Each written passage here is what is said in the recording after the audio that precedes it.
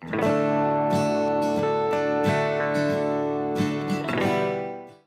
afternoon, everyone. Welcome to our webinar, Trade Remedies, Timely Actions, a Shield for Business.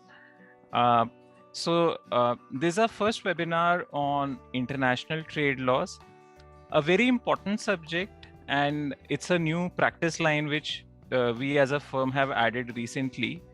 So I'm joined by TD Satish, who is an associate partner in our firm, who leads trade laws practice.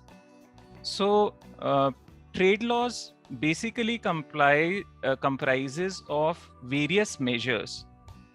If I talk about the Indian context, which Indian businesses, be it a manufacturer, be it an importer, and for that matter, the foreign suppliers who are supplying goods to India, they can take to protect their business.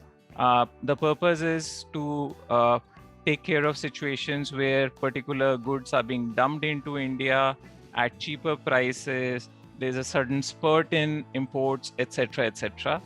So it's very important, particularly for businesses who are getting impacted by unfair trade practices by either their competitors or foreign suppliers, etc. With this, we start today's session.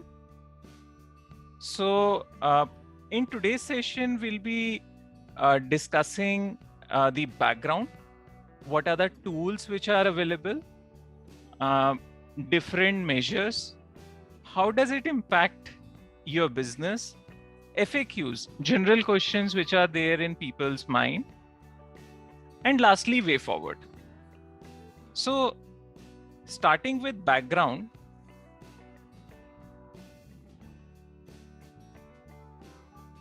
so as we know that today world is a global village where goods keep moving from one country to other, and ideally imports exports are to be free. The whole world has to be treated as one country only. So what is the role of international trade? One, it makes a value chain bigger, not confined to a particular country. It gives a greater reach to the suppliers, and it creates healthy competition, tries to minimize monopolistic practices, etc.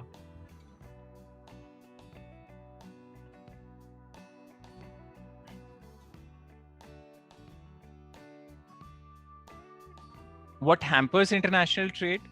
If a particular exporter is exporting at lower prices, if there is a significant government intervention, geopolitical tension, and lastly, force majeure situations like COVID-19, etc. With this, we come to the tools for level playing field. So I hand over session to Satish, who will take it forward from here. Good afternoon, everyone. I hope you all are doing well and keeping safe. So, just as Puneet now mentioned, there are a lot of factors that are hampering international trade, and they are restricting free movement of goods and services. So, with this, we'll see there are certain tools that governments use to protect their economies from those unfair imports coming into their country. So, when it comes to tools that governments use, it may be broadly categorized into two things. One is tariff barriers, wherein governments use duties and taxes in various forms to restrict imports, which can include trade remedy measures like anti-dumping subsidies and safeguard duties. And there can be something known as increasing basic customs duty, which each government can impose. Apart from tariff barriers, there can be other barriers such as non-tariff barriers, which includes things like quotas, which restrict the imports up to a certain quantity. Similarly, there may be certain stringent procedures like the BIS, which the governments can use to restrict imports to come into their country. Now, recently, these barriers have been used by various governments, including India, Particularly in case of solar cells and modules, India has been very proactive. Like they have recently imposed safeguard measures. Now they are going for anti-dumping duty. And from next year, there will be increasing basic custom duty. Similarly, when it comes to steel products, not only India, but countries around the world have not only used tariff barriers, but have also resorted to imposing quotas and strict procedures so that less and less imports can come into their country.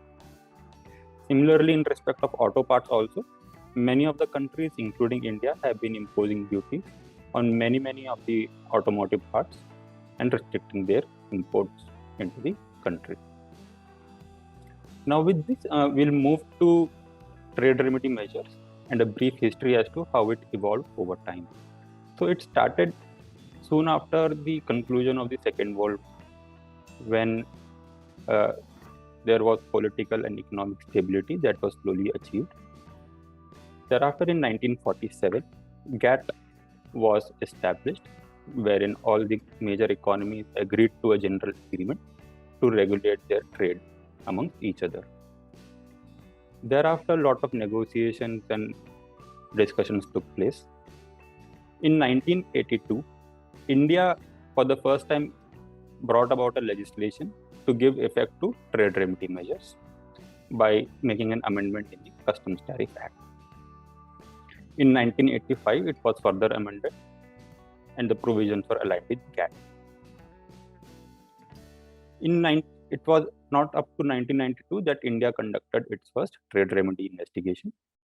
Thereafter, so it started soon after the conclusion of the Second World War, when there was political and economic stability that was slowly achieved. Thereafter, in 1947, GATT was established, wherein all the major economies agreed to a general agreement to regulate their trade amongst each other. Thereafter, a lot of negotiations and discussions took place. In 1982, India, for the first time, brought about a legislation to give effect to trade remedy measures by making an amendment in the Customs Tariff Act. In 1985, it was further amended and the provisions were aligned with GATT. It was not up to 1992 that India conducted its first trade remedy investigation. Thereafter, in 1995, GATT replaced WTO. WTO came into being. And after WTO came into being, India also amended its provisions to align with WTO agreements. And lastly, in 1997, India amended its provisions in respect of safeguard provisions, and it aligned itself to the GATT agreements. With this, we come to trade remedy measure, different forms of trade remedy measure that are in existence and are widely used by various countries, including India. So before we get into the various forms like anti-dumping, safeguard, and subsidies, it has to be seen whether certain prerequisites are met before a domestic industry in a particular country can apply for any of these three trade remedy measures. So first one being the existence of a domestic industry in a particular country. So unless a domestic industry is there, protection cannot be taken under these three forms. Thereafter, it has to be seen whether there are imports of products which are similar to the articles produced by the domestic industry. Once there are sufficient imports and it is seen that they are coming in at low prices, it has to be further seen that whether those imports are causing injury to the domestic industry in the subject country. Once these three prerequisites are met, then it may be seen as to what are the appropriate measures that can be taken by an appropriate domestic industry. So we'll start with anti-dumping duty. So the purpose of anti-dumping duty is to remove injury to the domestic industry caused by dumping. Dumping does not merely mean increased imports at low prices. It is rather a technical term, which means that it is the difference between the price at which it is exported to, say, a country like India and the price at which it is sold by a foreign producer in its home market. Legal framework in India, it is falling under Customs Tariff Act, Section 9A, 9B and 9C, read with relevant anti-dumping rules framed by the government. The target of anti-dumping duty is specific countries which meet minimum threshold of imports coming into the country, and anti-dumping duty in general is applied on specific foreign producers who come before the authority and participate. Basis of computation, it is not an arbitrary rate that a government can decide on its own and impose. It is rather based on submissions made by various stakeholders, like the domestic industry giving its price and foreign producers giving their own prices. And based on that, the anti-dumping duty is calculated. So when the authority goes on to calculate the anti-dumping duty, it calculates duty on the basis of lesser duty rule, which means even if the dumping margin is high or the extent of dumping taking place into the country is high, but the government can still impose a lower rate if it finds that the duty is sufficient to remove injury to the domestic industry. So when we talk about dumping margin, it is the normal value or the home market price in the foreign country less the export price paid to India. Similarly, injury margin will be the difference between the domestic industry's notional selling price, or which is commonly known as non-injurious price, less the landed value of imports coming into the country. That is the price at which the imports are competing in India.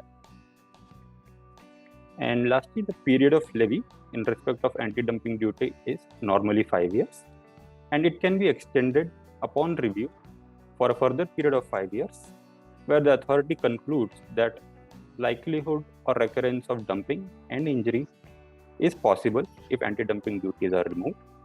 So in such cases, duties can be extended further. Then we come to anti-subsidy duty or countervailing duty. The purpose behind anti-subsidy duty is slightly different than anti-dumping duty. In case of anti-subsidy duty, the government or the investigating authority, they will try to counter the injurious effect to the domestic industry caused by subsidies granted by the foreign government. So this may take the form of tax remission.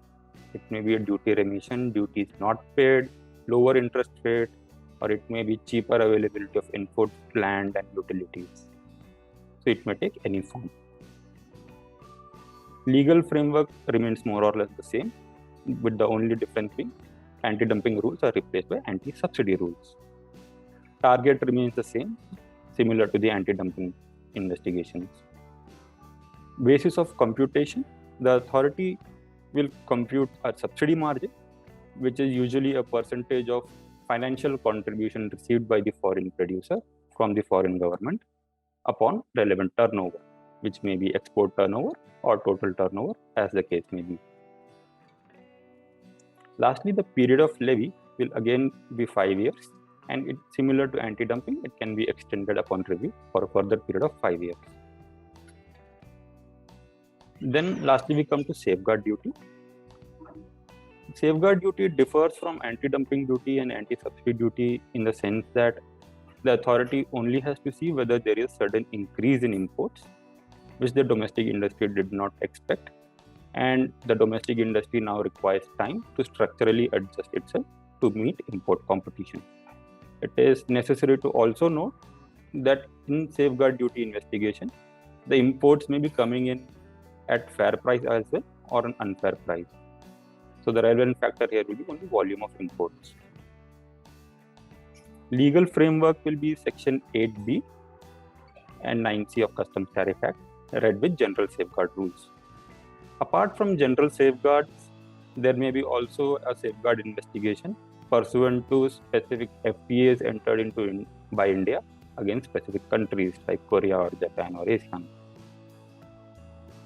For a general safeguard duty investigation, the target will be all exporting countries and all imports of a subject good coming into the country. However, if it is a bilateral safeguard investigation, the target country will only be the specific country against which FTA provisions are applicable. Basis of computation in a safeguard duty, it is not written as such what should be the basis of calculation, but in practice, it will be the rate will be similar to the rate of injury margin that is calculated in anti-dumping or anti-subsidy cases. Lastly, the period of levy is 4 years, and it can be extended to a maximum period of 10 years in case of developing countries like India. In case of developed countries, the maximum period is 8 years. Now that we have seen trade remedy measures and what constitutes, let us briefly also look at the procedure that is involved in all three types of trade remedy investigations. So the general procedure will remain the same in case of all three trade remedy measures. It will start with an application filed by domestic industry. In a very few rare cases, the investigation can be started by the authority on its own, on suo motu basis, provided it receives information from Principal Commissioner of Customs.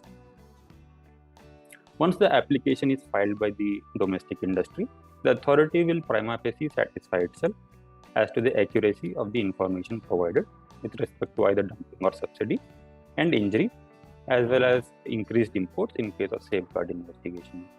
Once the authority is prima facie satisfied, it will proceed to initiate the investigation. Once the investigation is initiated, the authority also gives an opportunity to all other parties and all other opposing parties to respond to the initiation and petition filed by the domestic industry. Depending on the seriousness of the allegations of injury and dumping alleged by the domestic industry, the authority may also recommend a provisional levy in the form of a preliminary finding. This is case-to-case basis, and authority need not determine a preliminary finding on each and every case. Once a provisional levy is recommended and imposed, thereafter an opportunity is also given to a foreign producer to give a price undertaking. In a price undertaking application, the foreign producer may give an application stating that it will no longer dump goods or sell goods at prices which will injure the domestic industry. The authority may or may not accept the application, and it need not give any reasons for rejecting the same. Once other parties have responded, the authority also conducts the oral hearing where all the opposing parties can come and make their oral submissions. Once the oral submissions are made, all the parties are also required to give the submissions in writing, and only the submissions that are given in writing are considered by the authority. Once the hearing is over, the authority conducts a detailed verification of the application filed by the domestic industry, as well as responses filed by other parties. And during the verification, if the authority finds there are some deficiencies or inaccuracies, it provides certain time period for the interested parties to correct the same. If such mistakes or errors are not rectified within a specific period, the authority is within its rights to reject the application or the responses filed by the parties. Once the verification is over, the authority reaches its penultimate stage and issues a statement called a disclosure statement. In a disclosure statement, the authority will disclose all the essential facts considered by it during the course of the investigation, and it will provide all the interested parties an opportunity to comment on the correctness of that information. This disclosure statement requirement is applicable in case of only anti-dumping and anti-subsidy investigations and is not required in case of safeguard investigations. Finally, once the comments are received by the authority from all stakeholders, it will make its final recommendation in the form of final finding, recommending or terminating the investigation. So there may be a termination if the authority finds that there is insufficient evidence of dumping or subsidy and or injury to the domestic industry. The authority may also terminate an investigation if it finds that there is de minimis dumping or the quantum of dumping taking place in the country is too less. Apart from these two situations, even the domestic industry on its own volition can make an application to the authority requesting for termination of the investigation by withdrawing its application. Such withdrawal of application may be made at any stage of the investigation after the initiation of investigation. So once the recommendation is made and final duties are recommended, the findings are sent to Ministry of Finance, which in its discretion may or may not accept the recommendations. So coming to the timeline, anti-dumping and anti-subsidy investigations generally take between 12 to 15 months. As per statute, the maximum time period is 18 months, within which the investigation must be completed. Thereafter, the Ministry of Finance has 3 months to decide on the recommendations made by the authority. Similarly, in case of safeguard investigation, generally the investigations take somewhere between 8 to 10 months, which may be extended by the government on case-to-case basis. Thereafter, the Ministry of Finance also has certain time period, generally between 1 to 2 months, to decide on the recommendations made by the authority. So with this, we come to the statistics just to see how these trade remedy measures have been used in the past in India as well as around the world. We'll look at anti-dumping first. So since 1995 till June 2020, world over, anti-dumping measures have been used around 4,000 times. That is, around 4,000 times anti-dumping measures have been applied, out of which India has applied 712 times. When it comes to safeguard duty, world over it has been applied 191 times, and out of that India has applied it 22 times. And lastly, when it comes to safeguard anti-subsidy measures, world over it has been used 337 times, out of which India has so far only used it 11 times. Now with this, we'll come to the impact that trade remedy measures and unfair trade on various stakeholders in a trade remedy investigation.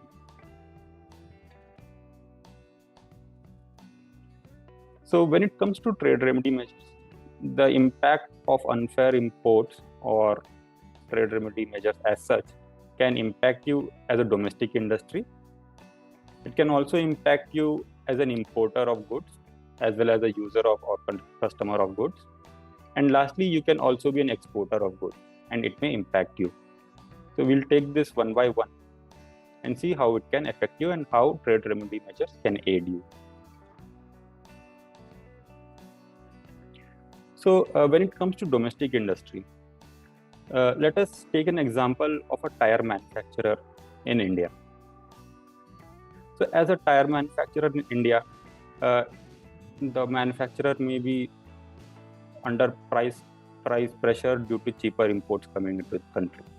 As a result of which, it can also face idle capacities as its products are no longer in demand.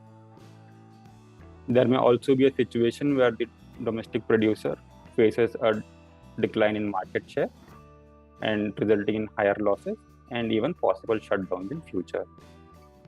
Similarly, the tire manufacturer may be a very new industry, is in the process of setting up its own establishment, and because of the imports coming into the country, it's not able to establish itself. So there may be a disincentive for that newly establishing domestic producer.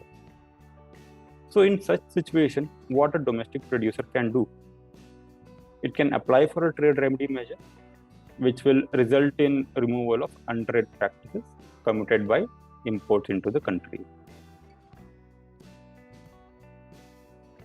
The trade remedy measure will also result in duty rates, which will counterbalance the injury caused by imports, and it will give some kind of protection to the domestic industry to try establish itself in the market.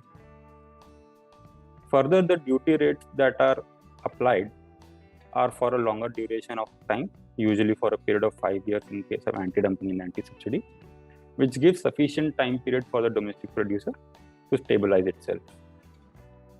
Lastly, trade remedy measures also puts punitive rates for non-participating or non-cooperating exporters who are indulging in malpractices of unfair imports. So just to see certain examples how this has been used in the past for the benefit of the domestic industry, we look at the example of float glass from China, where the duty was imposed for a fairly long period of 17 years. And during these 17 years, duties increased from $81 per metric ton to $218 per metric ton in last 17 years.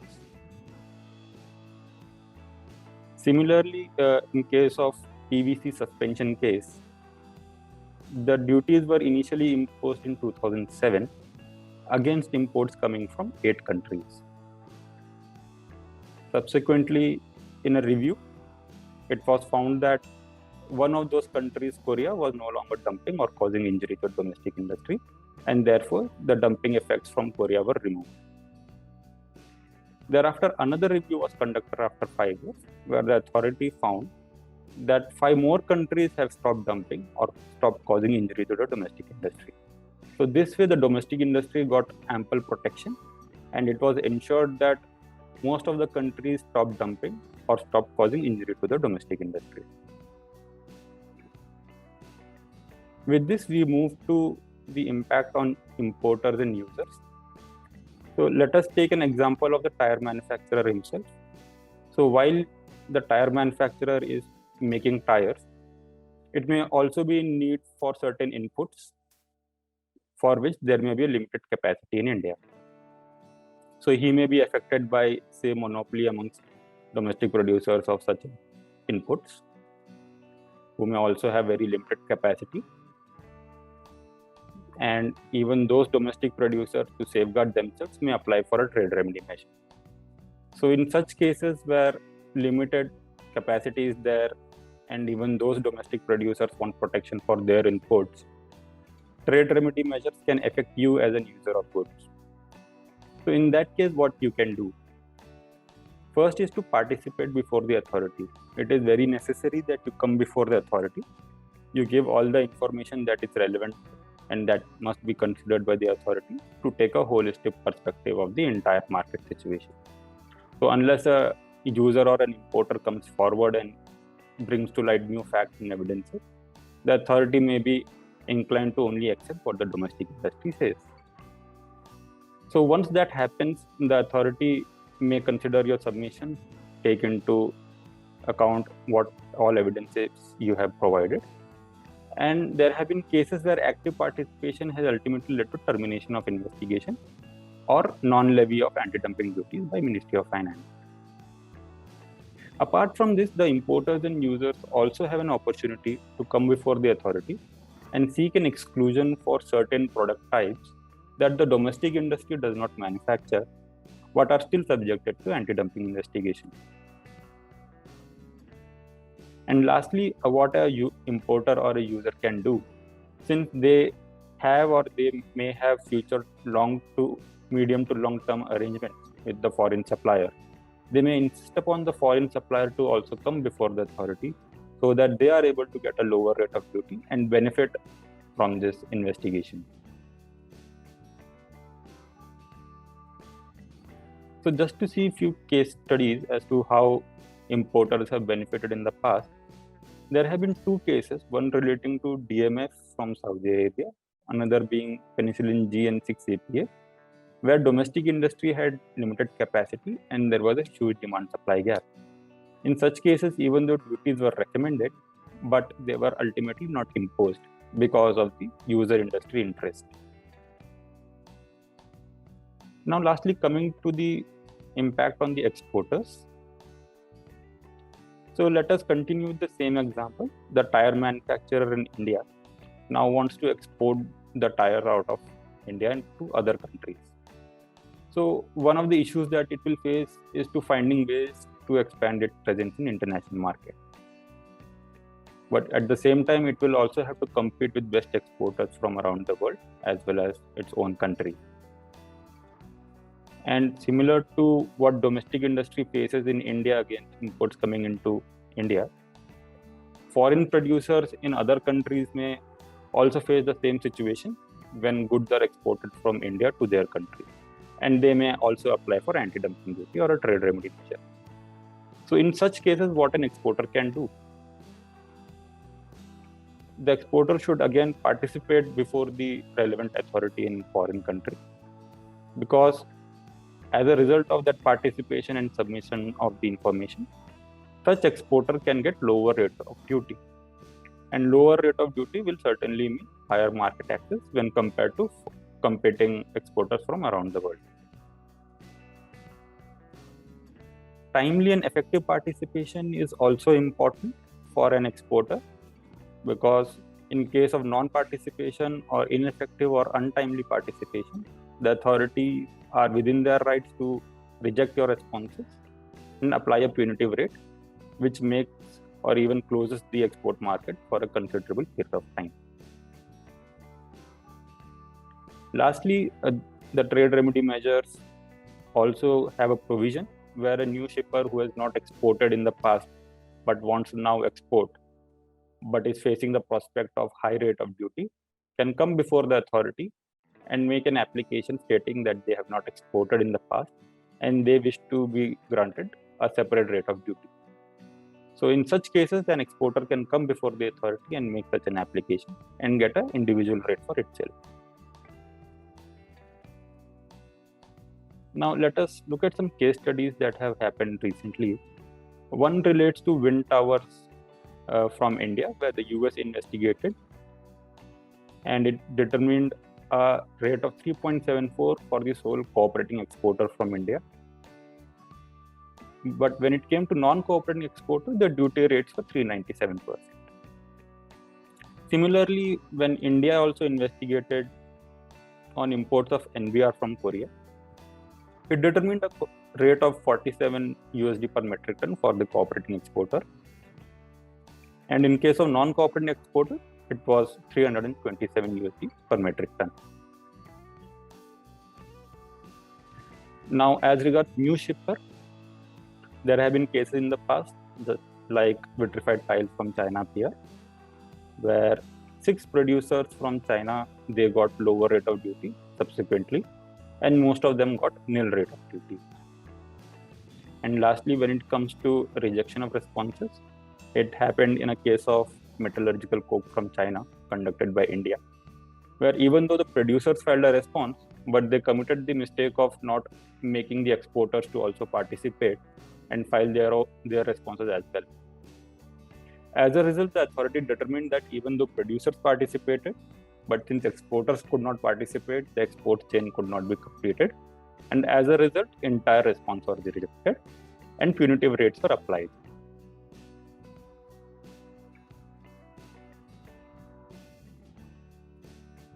With this, we'll move to the certain FAQs that many of the clients and parties have when they deal with trade remedy investigation. The first one being, what are the rights? First and foremost right is to have access to all the information that is filed by all the interested parties and all the official documents that are available with the authority. The parties also have a right to file comments on the same. The parties also have a right of an opportunity of being heard by the authority. They have the right to make submissions after the hearing. And lastly, if a domestic producer is before the authority, it has the right to seek appropriate relief. Similarly, a foreign producer has a right to seek an individual rate, provided it participates fully and submits all the information. With rights comes obligations. First obligation is to register with the authority. Many of the countries have this obligation that the interested party must register first before it makes any submissions. So that is necessary. Once the party registers, it must fully cooperate and provide information as and when sought by the authority. And lastly, it should meet deadlines, because untimely responses can lead to rejection of responses. Then we move to a critical question on the confidentiality of the submission filed by various parties. So in an anti-dumping investigation, lot of sensitive information like costing details and price details are shared with the authority. And most of the times, parties have a reservation on sharing such critical information, a disclosure of which can lead to adverse effects on its performance. So, in such cases, there are specific provisions in place which allow the other interested parties to receive only the non-confidential summary of the information that is given to the authority. So, in this way, the confidentiality of your information is preserved and it remains only with the authority and not with anyone else. So there may be different types of levy when the authority investigates and finds that duty has to be now imposed. It may take several forms. First one being a fixed amount, where the authority decides a specific amount, say $50 per metric ton. It may be an ad valorem rate, where the authority fixes a certain percentage of value of imports, say 20% of CIF import value. Lastly, there may be a reference price rate, where the authority fixes a reference price and the duty will be equal to the difference between the reference price that authority calculates and the price at which imports enter into India.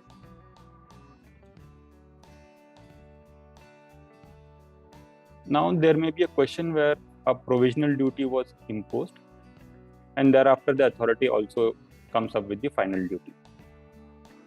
So in such cases, if there's a difference and the final duty is higher than the provisional duty, then the authority cannot demand the differential duty.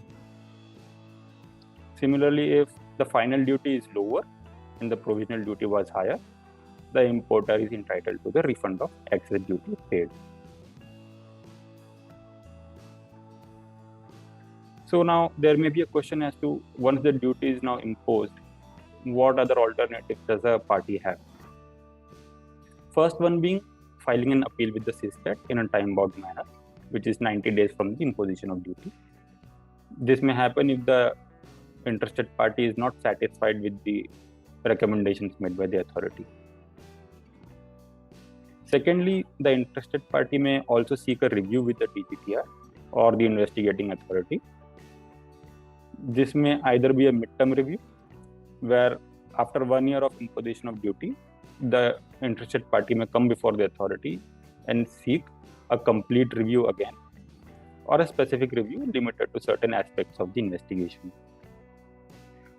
There is also a sunset review, which takes place after the end of the 4th year of imposition of duty or during the last year of the duty that are in place.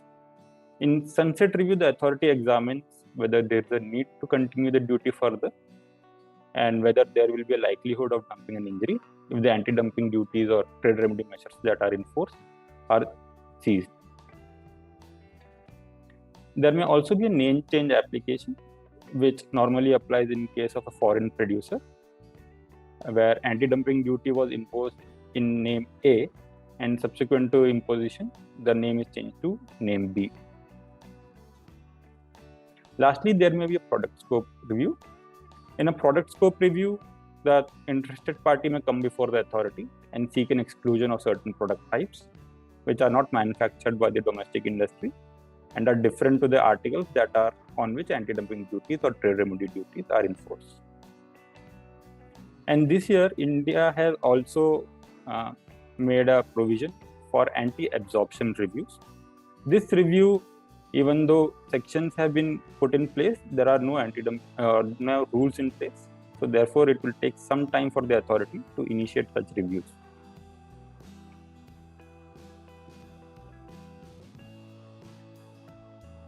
Now, there can be a question as to when an anti-circumvention investigation can be initiated by the authority.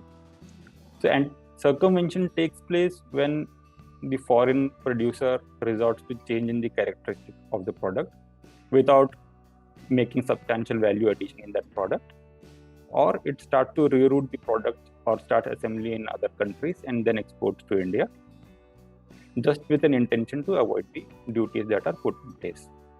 If such circumstances are shown to exist, the authority may initiate an anti-circumvention investigation and may expand the anti-dumping duty or the trade remedy measure that is in force to the new types of products or the countries from which the goods have been rerouted. With this, we move to the last section on way forward as to what each interested party may do. So if you are a domestic industry, you should see whether all the prerequisites for filing the petition are met or not, whether you are a domestic industry, whether imports are taking place at substantial quantities at low prices, and whether you are prima facie injured or not. If such prerequisites are met, you can prepare an application and file it with the authority. Post initiation of the investigation, you must also file objections to the claims made by the other opposing parties, and during the investigation stage, participate and assist the authority in whatever manner the authority requires. When it comes to importers, exporters, and end users, your time starts when the investigation is initiated. You can know about the investigation from the authority's official website. In India's case, it is BGTR's website. Thereafter, you should participate in the investigation by registering yourself and submitting all the information.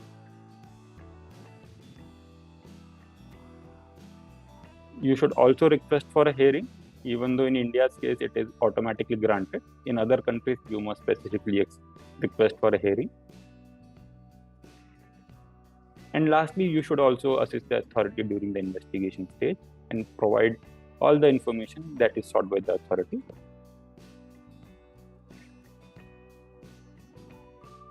So, great. Yeah. So I think we'll wrap up. And thank you, Satish, for taking this session. And thank you, everyone, for joining in large number. Yeah. Keep yourself safe and healthy. Yeah. Thank you. Yeah. Thank you, everyone. Keep safe. Bye.